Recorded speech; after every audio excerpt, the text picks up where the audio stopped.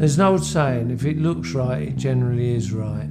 And that is very true in motorcycle design.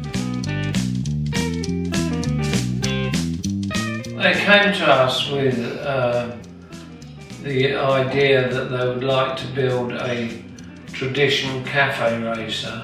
Our intention was not to make a motorcycle which a very good rider could ride brilliantly. Our intention was to make a motorcycle where even an average rider would automatically find himself being more comfortable at a higher speed. So that's why we went to get a new chassis architecture. We sat down and designed the actual geometry, which is fork angle, trail, wheelbase, seat height. When we were testing in the UK, we were pretty happy with the results. But when we came back to India, we realized that the roads are a lot more bumpier.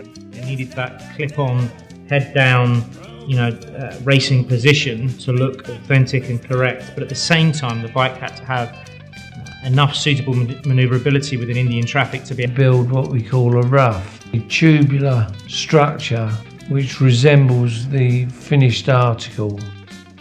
We also would like to have the engine to be lightest, fastest and powerful engine.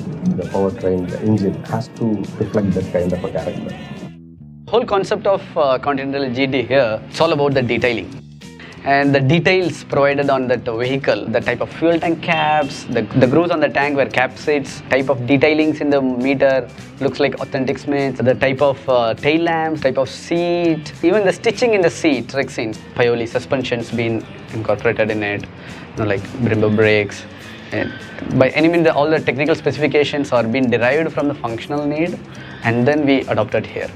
Those factors will really we try to build in there. All started off in 2009 when the unit construction engine came in at Oragadam, which is in the opposite side of the existing plant. The paint shop is actually the CED, which is a cathodic electrode deposition plant. So this plant is with a water-based paint system, and it actually improves the corrosion resistance of the components drastically. We had also gone ahead for the robotic painting. Robotic painting have to be there is only the top coat, which gives the consistency and the gloss level, with about 21 stations which are built onto the main conveyor line and about 37 stations which are the sub-assembly stations.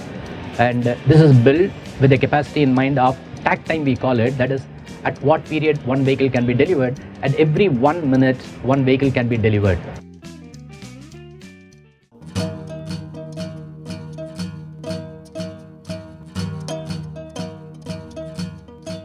That bike's going to handle well and it's going to look superb, and I think you're just going to ride it grinning from ear to ear, and you're going to feel like one of the cafe racers of the 1960s, undoubtedly.